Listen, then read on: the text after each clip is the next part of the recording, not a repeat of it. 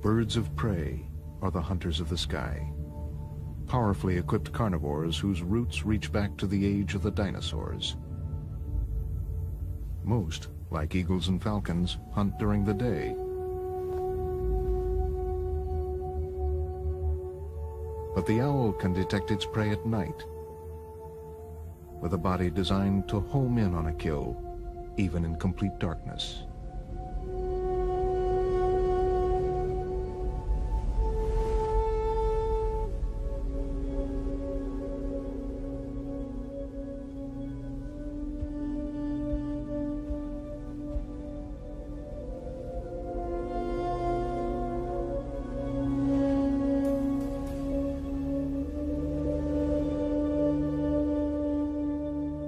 Vultures are hunters too, though they prey on the dead. These voracious scavengers work together to strip the carcasses of large animals.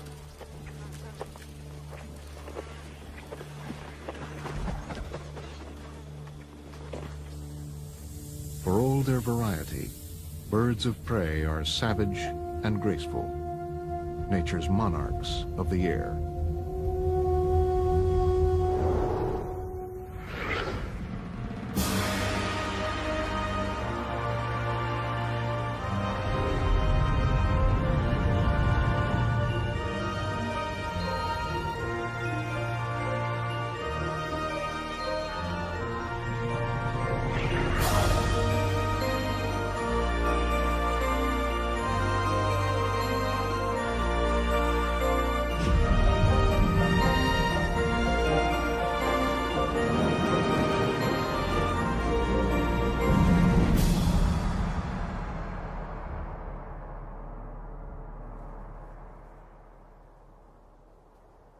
Scotland in April, and a late snow covers the ground.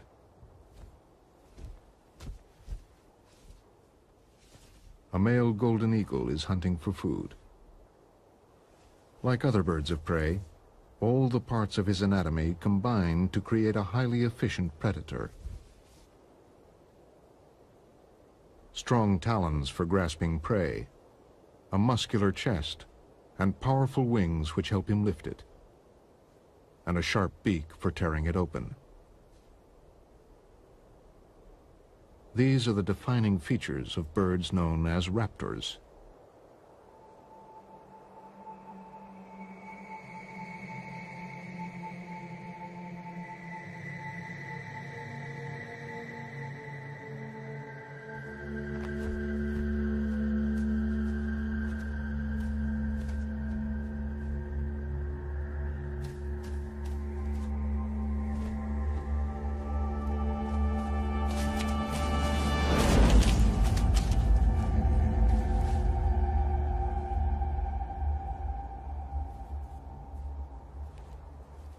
The golden eagle feeds mainly on rabbits, hares, and grouse, though it's strong enough to kill a deer calf.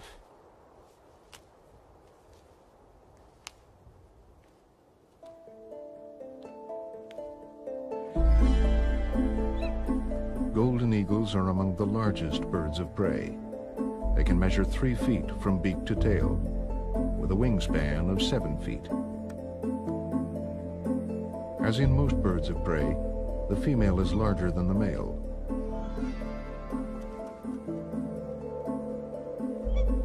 Along with hawks, falcons, kites, and buzzards, they are diurnal raptors, which means they hunt by day.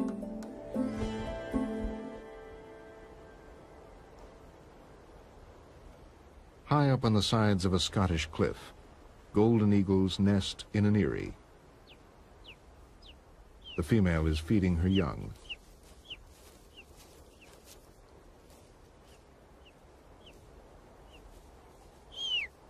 She tears the meat into small strips to make it easier for them to digest.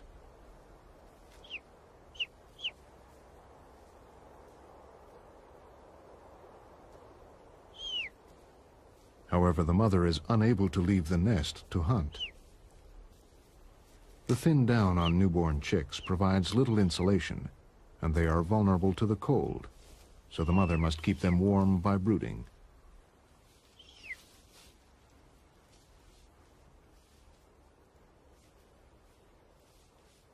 For the next 10 days, the whole family will rely on the hunting skills of the male.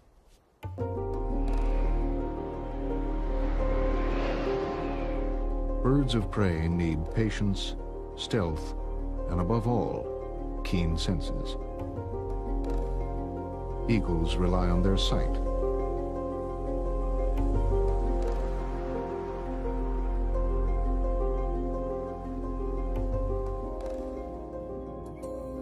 Unlike many birds, raptors have eyes which point forward, giving them binocular vision. By using both eyes to view the same object, they can see depth and are able to judge distances with great accuracy. They also have a third eyelid called a nictitating membrane, which protects their eyes, particularly when they attack.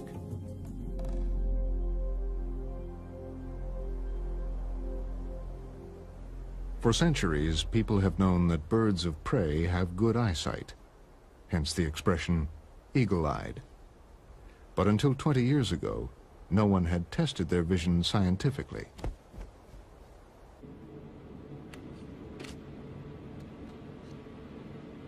Liz Raymond, an Australian research scientist, was the first to develop an eye test for eagles.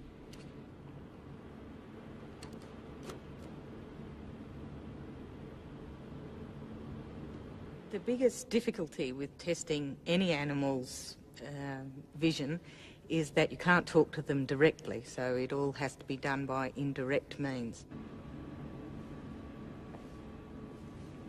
Liz solved this problem with a simple but ingenious experiment. In the first stage, she trained an eagle to distinguish between images projected onto two screens. They have two choices. One is the black and white line of equal widths, and the other one is a projection of a homogeneous grey field. And what you ask the eagle to do after a lot of training is to fly to the black and white lines, and if the bird does that, then he would receive a food reward. Liz then made the black and white lines progressively thinner.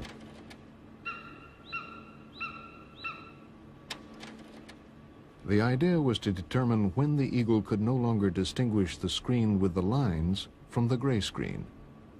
At this point, the eagle wouldn't know which screen to fly to. When he starts making the mistakes, or he's got 50% right and 50% wrong, then you can say that that's the actual limit of his resolving power.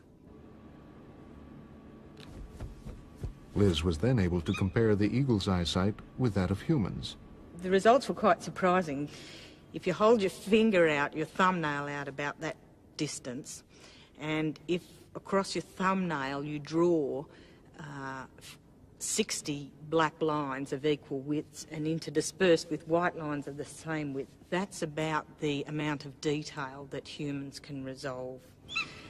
But the eagle could see up to about 132 black lines, about 2.5 times as well as humans can see. One of the reasons for their powerful vision is their large eyes.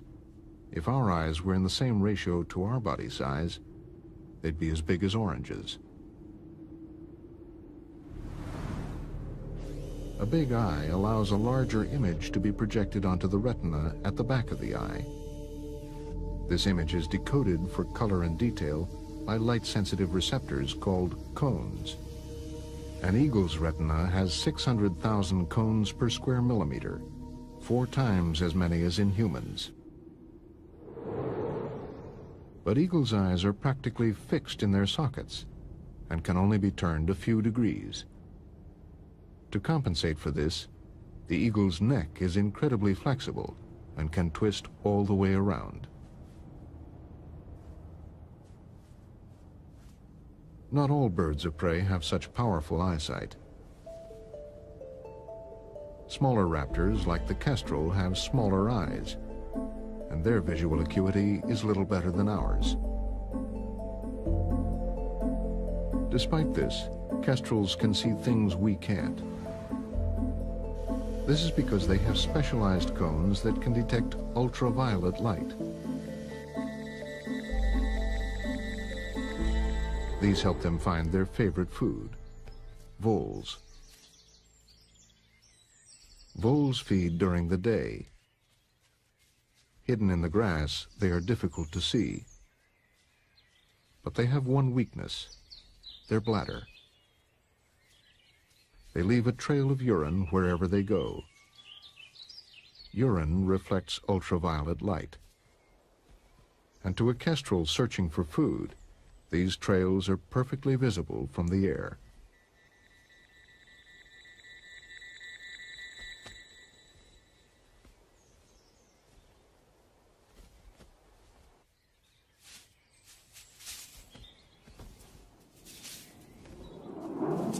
This time, the vole escapes.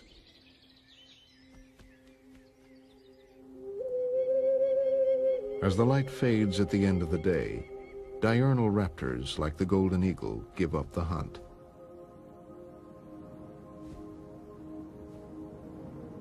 Their eyesight is adapted to work best in bright light. In low light, their vision is worse than ours, and they are unable to see their prey.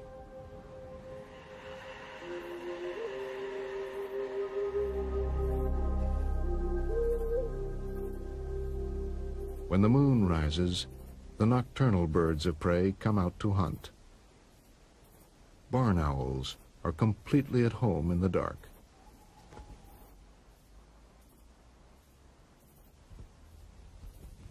They have all the features of the diurnal birds of prey, from their sharp talons to their strong beaks, but their eyes are different. In low-light conditions, they are 100 times more sensitive than ours. Still, there are times when even a barn owl's eyes are not sensitive enough for hunting.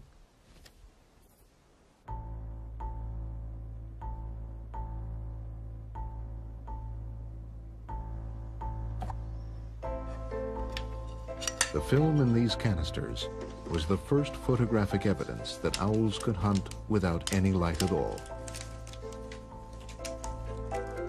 In 1957, Roger Payne of Cornell University carried out an unusual experiment.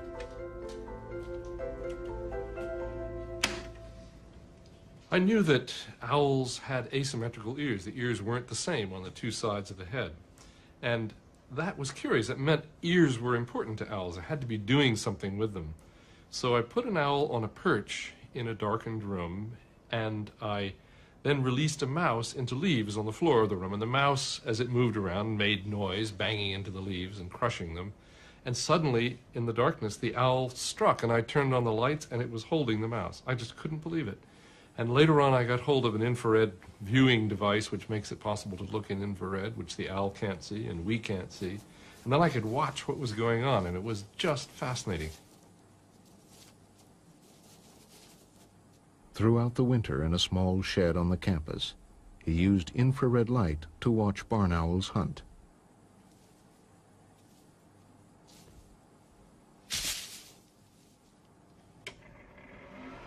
He recorded what he saw on infrared film.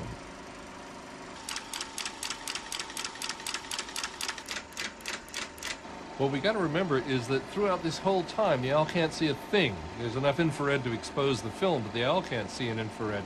But here he goes.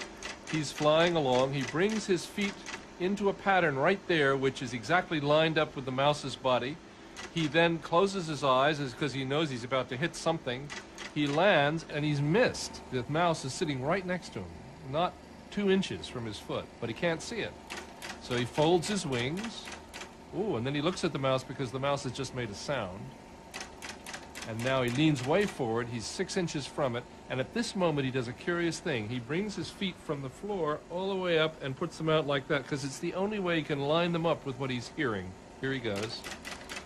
Wham, he nails it right there.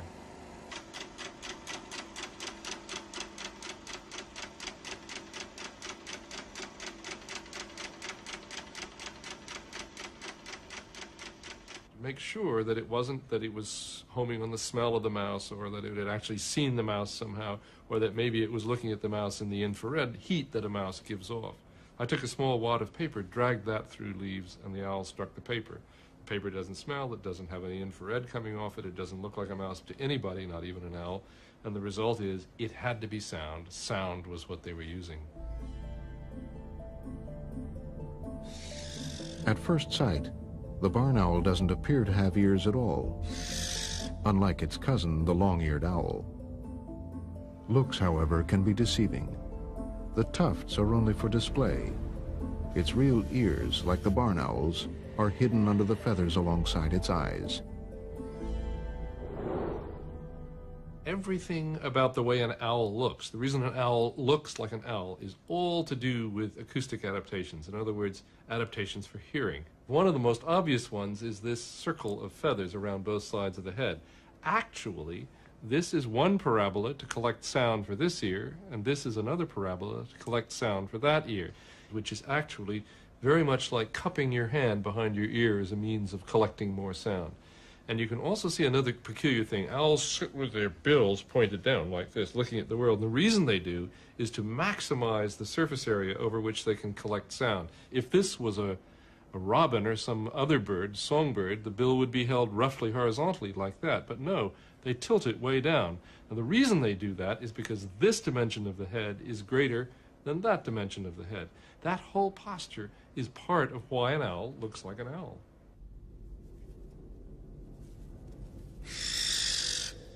The barn owl locates the direction of a sound in two ways. When the mouse makes a noise, the sound reaches one ear a fraction of a second before it arrives at the other. This minute time difference enables the owl to work out the left-right direction of the mouse. When the mouse is directly in front of the owl, the sound arrives at both ears at exactly the same time. Now it has to calculate if the mouse is above or below. If you cut just that collection of feathers in the very center here that help the air flow by smoothly, then you get what we've done here to this owl, which is a stuffed owl that's had just those feathers removed, nothing else. So right here you can see that there are two flaps of skin, and those flaps are directly in front of the ear opening. The ear opening is back here. But they're asymmetrically placed. One is higher than the other one. This one is actually lower than that one. These asymmetric flaps gather the sound from the mouse in different ways. The noise of rustling leaves comes from below the owl. The sound passes under the high flap, which is on the left side of the owl's head, and is reflected by the ruff into the ear.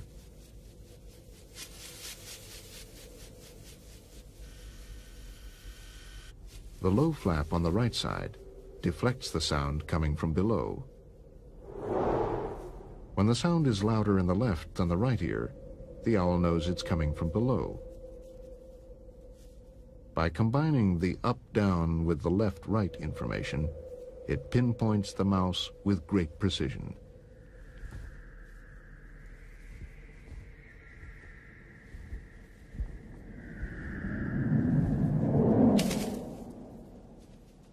The mouse, however, has ears of its own. If it hears the owl coming, it can simply run away. There's a fight between owls and mice. Mice have ways to avoid owls. Owls have ways to improve their chances of catching a mouse, and this is one of them. The very leading edge of the feather that is in the front on the wing has a little series of tiny little spikes that stick out on it. No other bird of prey has these spikes. The leading edge of an eagle's wing is smooth. As the eagle flies, its wings cut through the air, creating turbulence. This turbulence creates large sound waves, making it noisy in flight. When an owl flies, the tiny spikes on its wings break down the air into smaller spirals called microturbulence. This makes the flight of the owl quieter.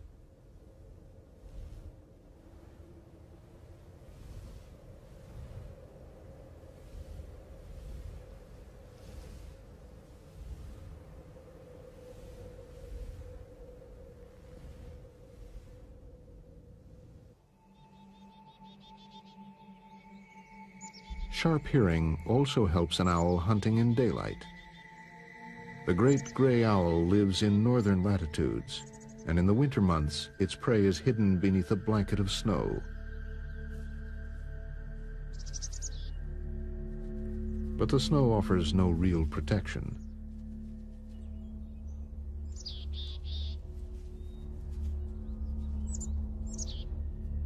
Even through this covering, the owl can detect the sound of a mouse eating.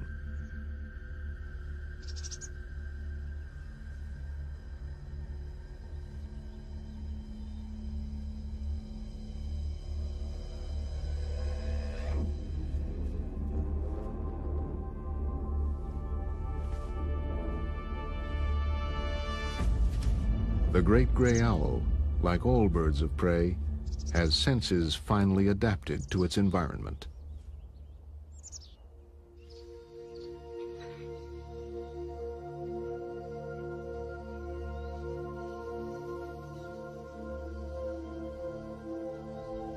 Turkey vultures ranging over the rainforests of South America can't see their food either.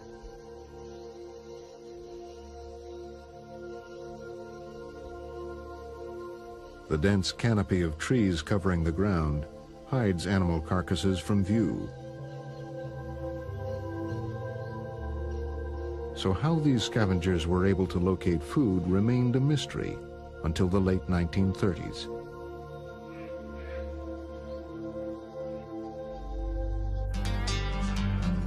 In California, the Union Oil Company was plagued by a leak in a 42-mile-long natural gas pipeline.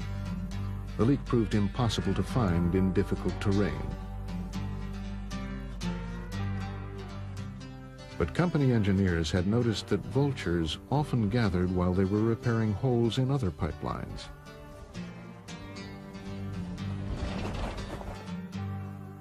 So on a hunch, the engineers from the gas company traveled along the pipeline. Eventually, they saw turkey vultures circling in the distance. When they reached the spot, they started digging. To help find pipeline leaks, a gas with a distinctive smell of rotting meat is always added to natural gas. It was this that attracted the vultures. At the bottom of the hole, the engineers found the broken pipe. They had also discovered that turkey vultures could hunt just by smell.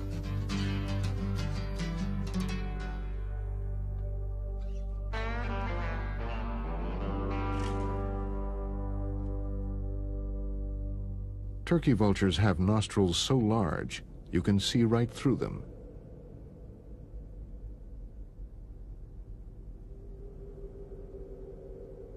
Smells are processed by a very large olfactory bulb at the front of the brain. The bulb is so sensitive, it enables the bird to detect the direction a smell is coming from. The turkey vulture follows the concentration of odors in the air to the source of the smell.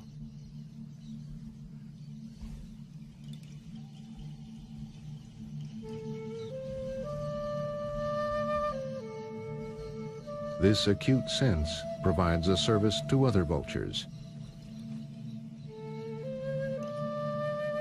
While the turkey vulture flies low over the forest canopy, the other vultures soar high above, waiting and watching. These birds have a less developed sense of smell and rely on the turkey vulture to guide them to the food.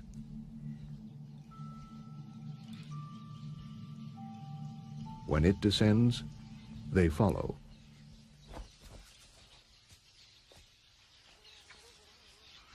Although first to the prey, the turkey vulture isn't strong enough to rip through the skin of this large rodent. It is soon joined by black vultures, which are also unable to pierce the hide.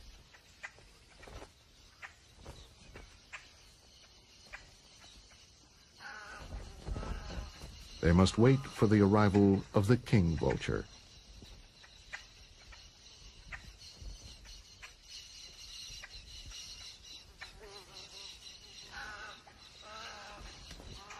Like the black vultures, the king vulture has a weaker sense of smell but it does have a strong, sharp beak.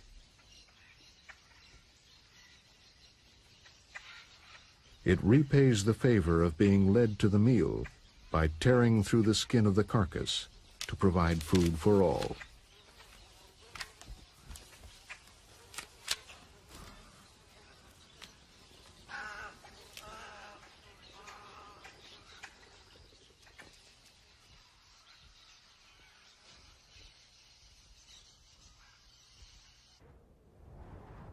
Back in Scotland, it is May.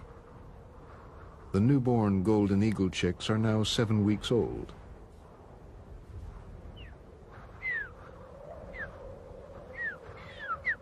They still need feeding twice a day, but now they can be left alone on the Erie.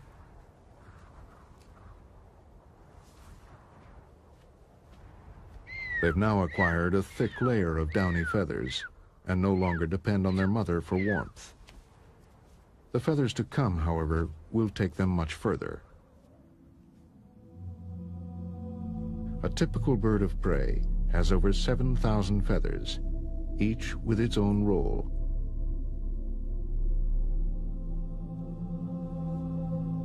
Some insulate the bird from the cold, others waterproof it from the rain, and then there are those that provide lift for flying. Before a bird flies, it raises and untangles its feathers, putting each one into place, ready for flight.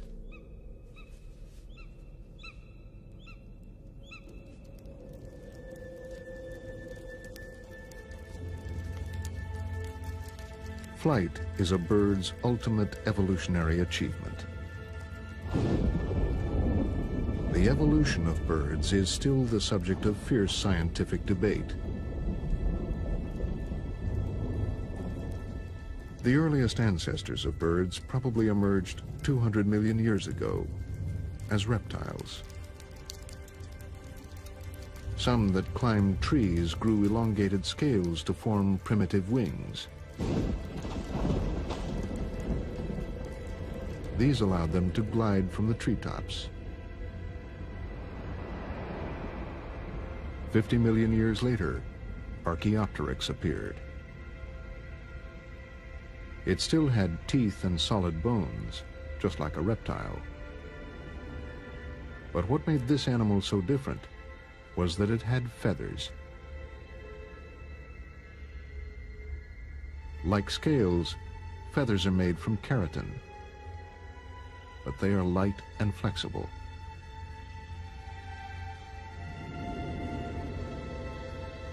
Archaeopteryx did more than glide. It could fly. Flight improved over the next 75 million years, as every possible ounce was trimmed from what were now the birds. To save weight, they even lost their teeth. Bones became hollow, strengthened with a honeycomb of trusses. About 50 million years ago, as the number of rodents and small mammals began to increase, birds appeared that could hunt this rich food supply.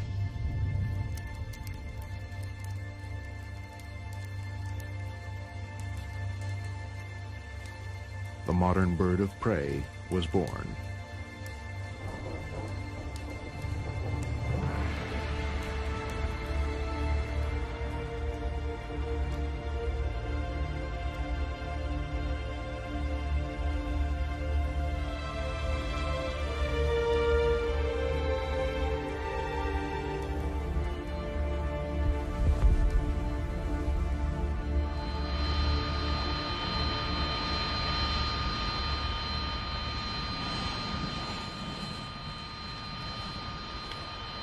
Eagle 01, Lake Tower, wind 1605, cleared for takeoff, change to departure.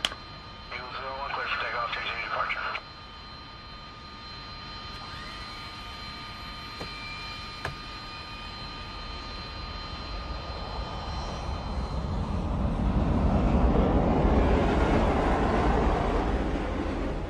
Air bases throughout the world have a problem.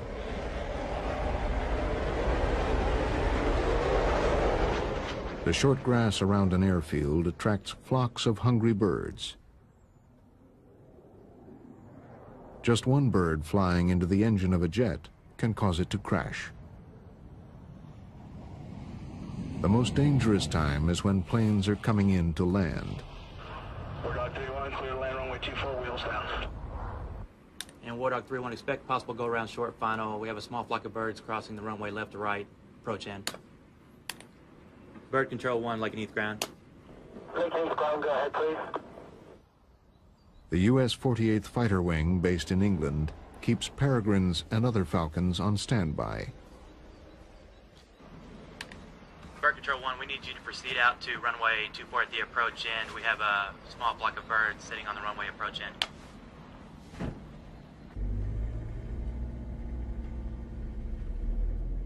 Peregrines are the natural enemy of the rooks and pigeons that feed near the runways.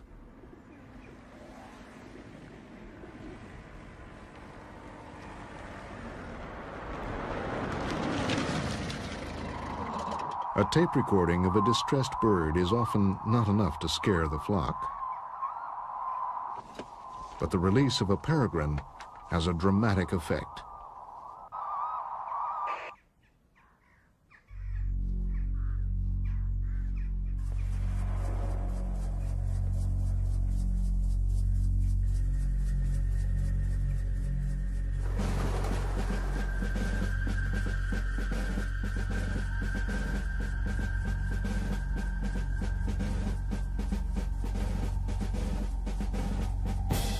First, it climbs to gain altitude. Then it launches its attack with a steep dive called a stoop.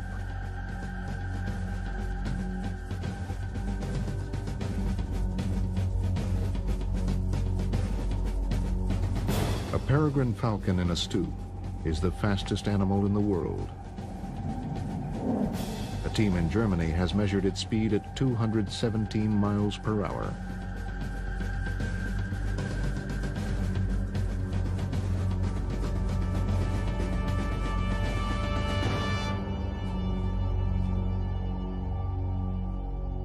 The point is only to scare the birds, but this time it catches a passing pheasant.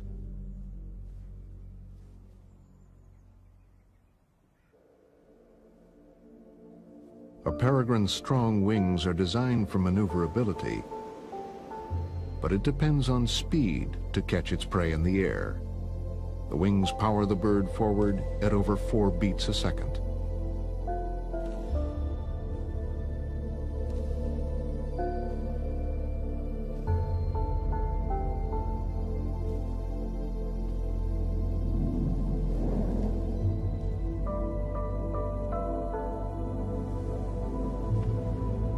An eagle's wings are not designed for speed. Their shape and 7-foot span enable them to soar over vast areas in search of prey on the ground.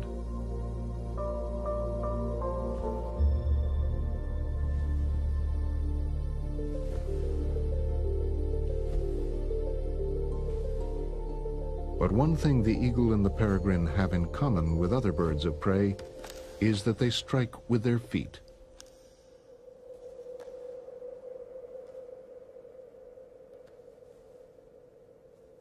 Each foot is armed with 4 talons, which pierce skin like daggers. On the eagle, they can be over 2 inches long. When they grasp their prey or a branch, raptors have a special locking mechanism in their legs that prevents their grip from slipping. It works like a ratchet. As their toes grasp, ridges on the tendons lock the talons into place.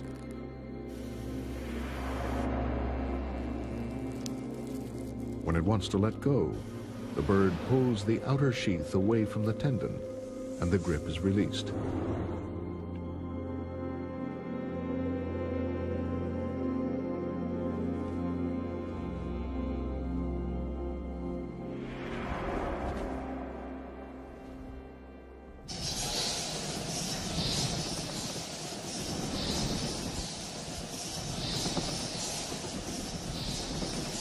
In New Mexico, the talons of the red-tailed hawk will find an easy target.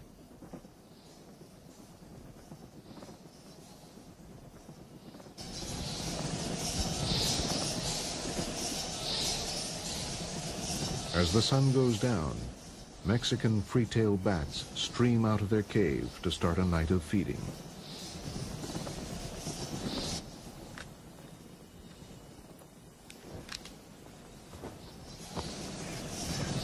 The red-tailed hawk normally hunts rabbits, but it will also take bats, and it doesn't pay to be choosy.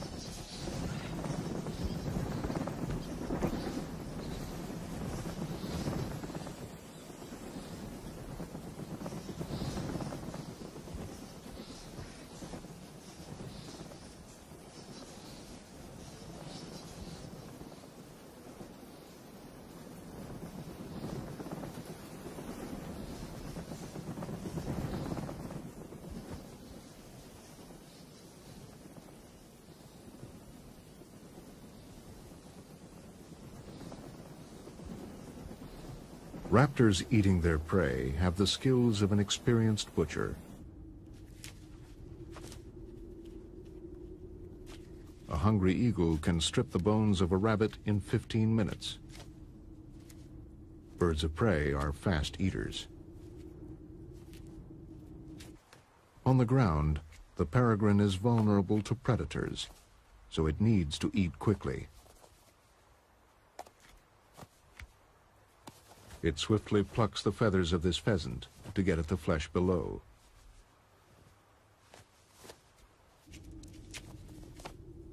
Each species has a beak that is specialized and finely adapted to the prey it feeds on.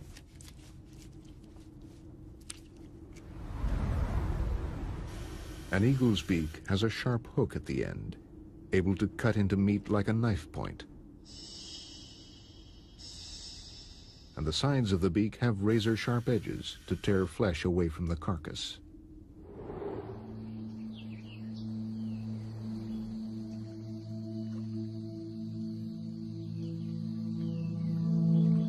In the Florida Everglades, one species of kite has a beak adapted to only one food source. The snail kite feeds on apple snails.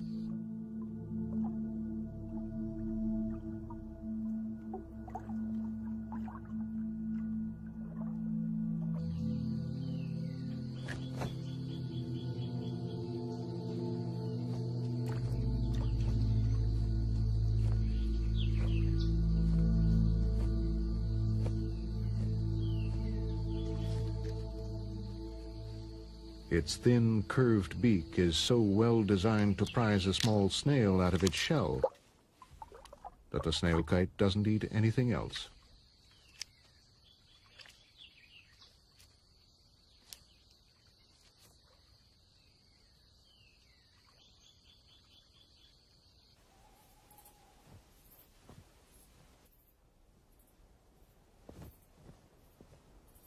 While larger birds of prey eat their food where they find it, smaller raptors, like owls, carry their catch to somewhere safe.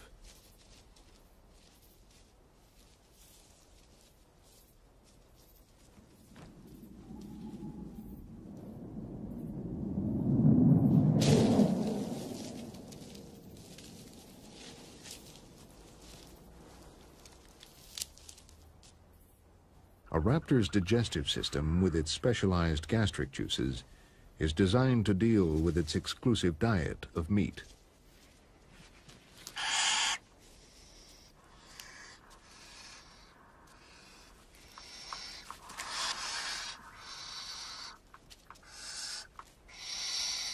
Even as young chicks, barn owls swallow their prey whole.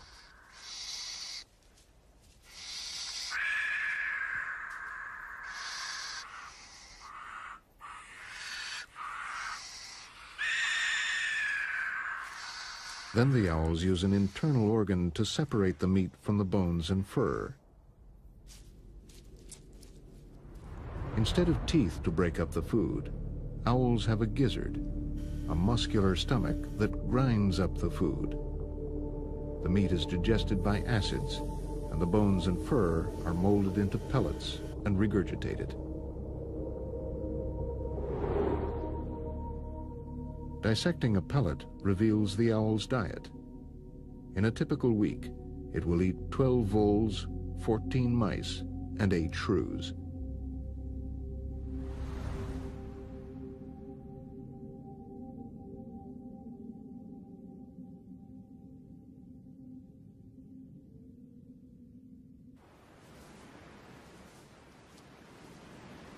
In Scotland, it is now 11 weeks since the young eagles hatched. This down feather is all that's left of the bird's juvenile coat. Their black and white flight feathers have grown, and the birds are just mature enough to fly.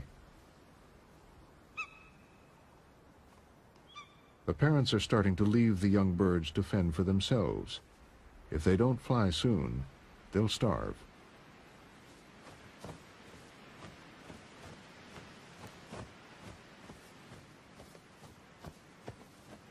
These first flaps are essential preparation for flight.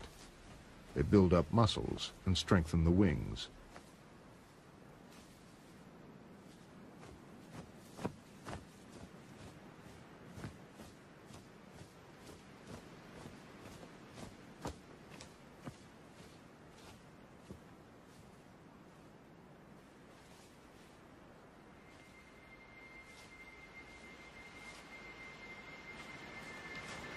The eldest chick finally gets up the courage to take to the air.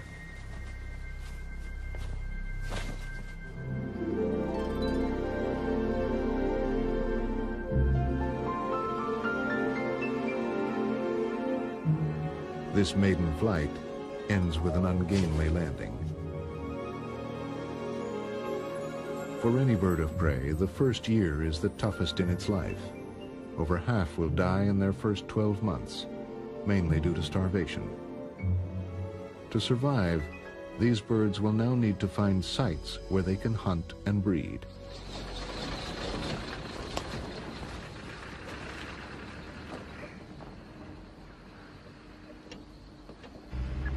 Zoologist Mike McGrady has spent 5 years studying eagles in the Western Highlands of Scotland.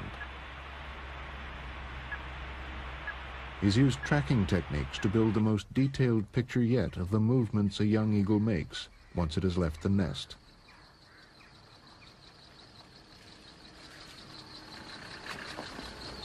For the first few months after it leaves the nest, it is resident on its natal territory. But in usually November through January, they move on and start to wander quite widely. These wanderings can be over hundreds of kilometers, and they don't seem to have any direction. To follow these wanderings, Mike fits the eagles with radio transmitters. But he has to catch one first.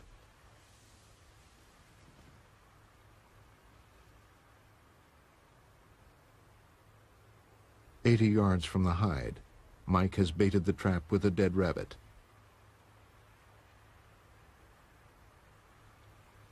Trapping requires endless patience.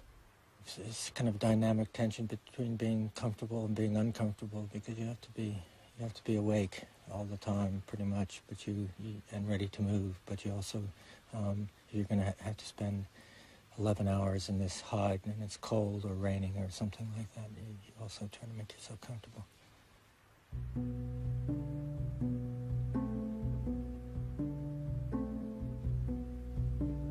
This is the 6th day of watching and waiting.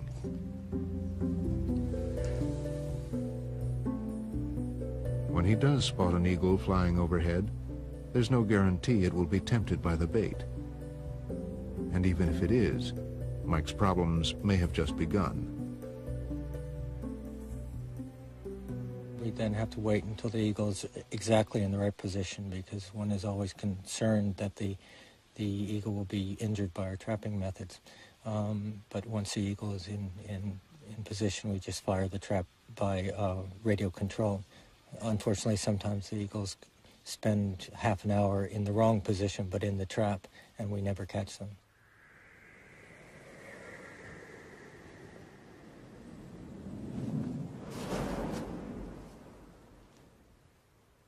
Although the bird is in position, it isn't safe to spring the trap while its wings are open.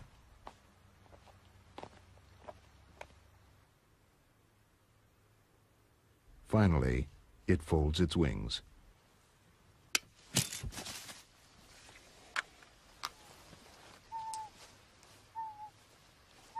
Okay, the ring number is ZZ0832. 0832. Yeah, let me just get a bill length on it. The first job is to tag the bird and measure it. The beak and talon lengths will tell Mike whether this is a male or a female. Okay, 43.2. Although trapped, it is still a formidable animal.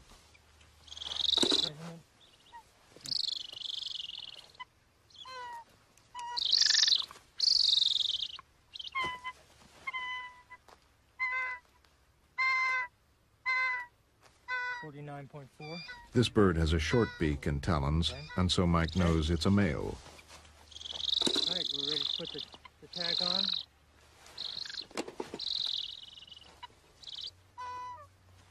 He fits the lightweight radio transmitter that will eventually detach itself from the bird.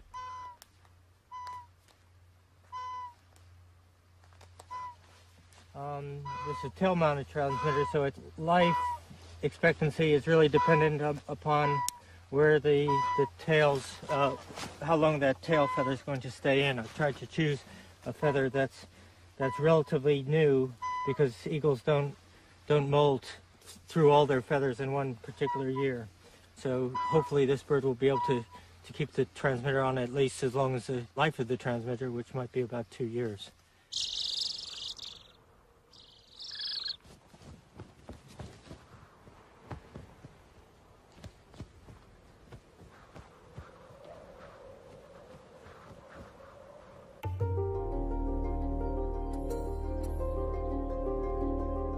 There are about 450 breeding pairs of eagles in Scotland.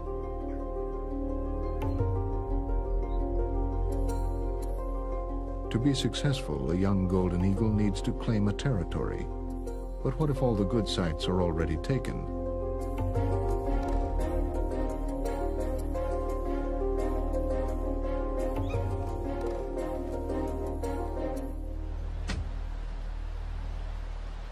Today, Mike's picked up the signal of a young male eagle and followed it to its source.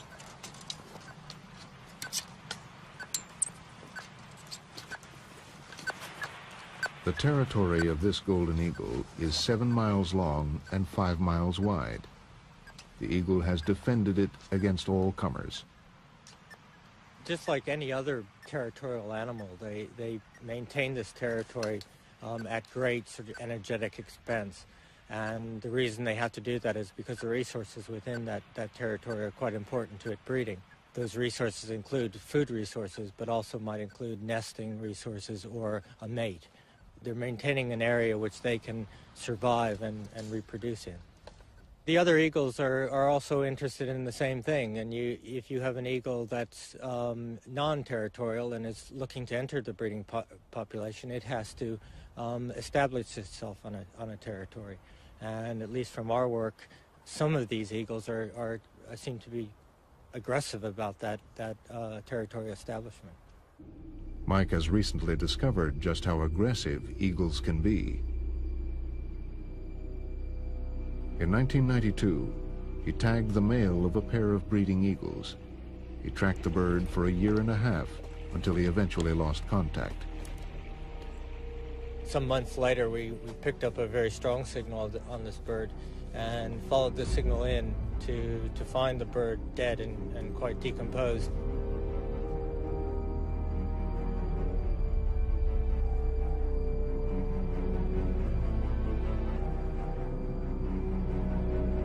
What he discovered next came as a complete surprise. Once we cleaned up the skull and the whole skeleton, we sort of realized what had caused this bird to die. It had obviously received a wound from probably another eagle. Must be another eagle. I can't imagine anything else inflicting a wound like that on an adult golden eagle. This eagle was killed for its territory. How often this occurs, no one knows. But a young male eagle has now taken over the territory. Chances are, this was the killer. The new young male will mate with a resident female. He will learn from her where the best hunting sites are and benefit from her experience. When she dies, he will stay in the territory and acquire a new mate. In this way, territories have been handed down in an unbroken lineage, stretching back centuries. All birds of prey share an evolutionary legacy. Whether they're hunting or scavenging, flying or gliding, they are the ultimate aerial predators.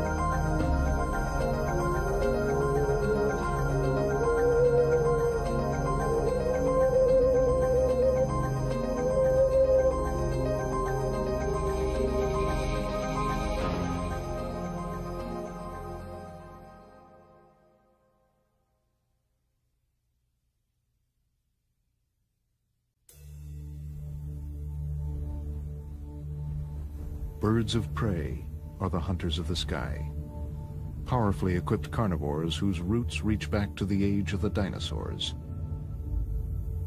Most, like eagles and falcons, hunt during the day. But the owl can detect its prey at night, with a body designed to home in on a kill, even in complete darkness.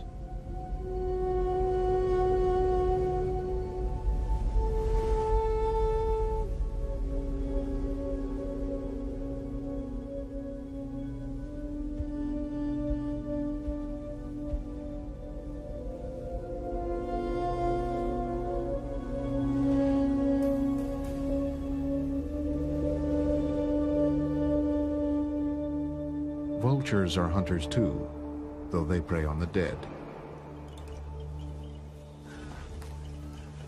These voracious scavengers work together to strip the carcasses of large animals.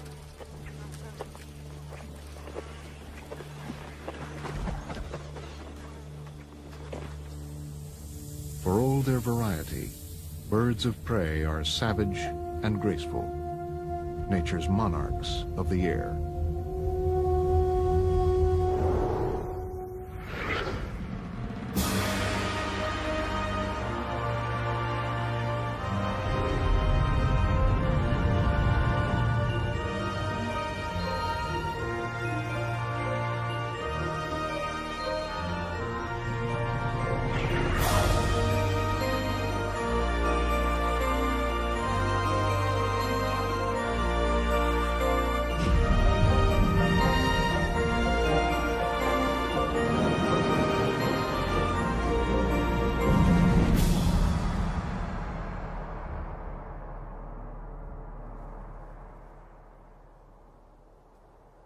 Scotland in April, and a late snow covers the ground.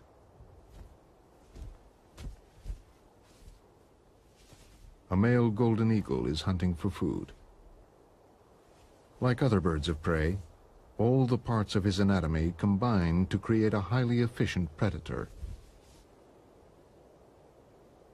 Strong talons for grasping prey, a muscular chest, and powerful wings which help him lift it, and a sharp beak for tearing it open. These are the defining features of birds known as raptors.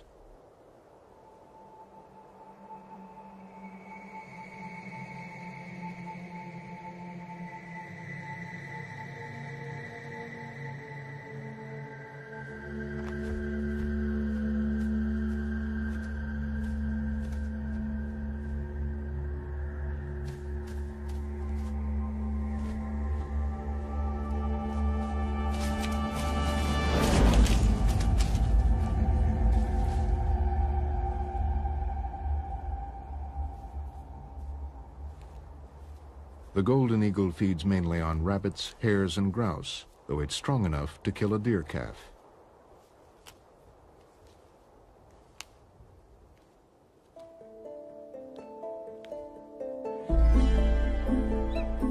Golden eagles are among the largest birds of prey. They can measure 3 feet from beak to tail, with a wingspan of 7 feet. As in most birds of prey, the female is larger than the male.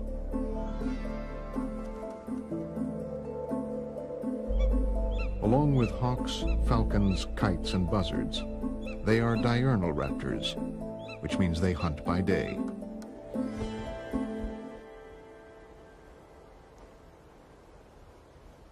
High up on the sides of a Scottish cliff, golden eagles nest in an eyrie. The female is feeding her young.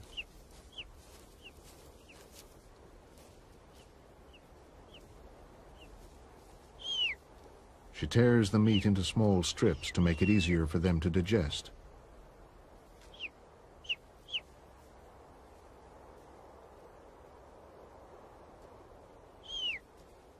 However, the mother is unable to leave the nest to hunt.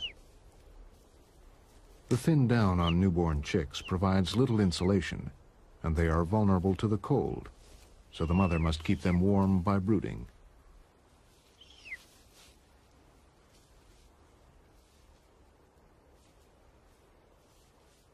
For the next 10 days, the whole family will rely on the hunting skills of the male.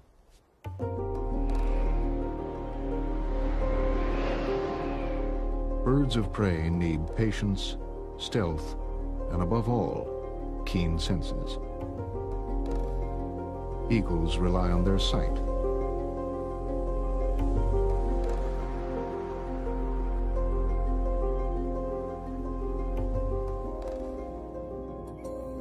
Unlike many birds, raptors have eyes which point forward, giving them binocular vision. By using both eyes to view the same object, they can see depth and are able to judge distances with great accuracy. They also have a third eyelid called a nictitating membrane, which protects their eyes, particularly when they attack.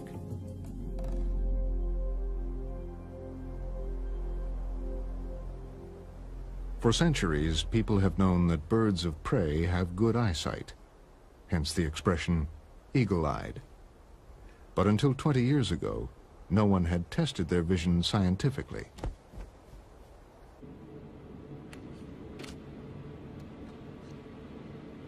Liz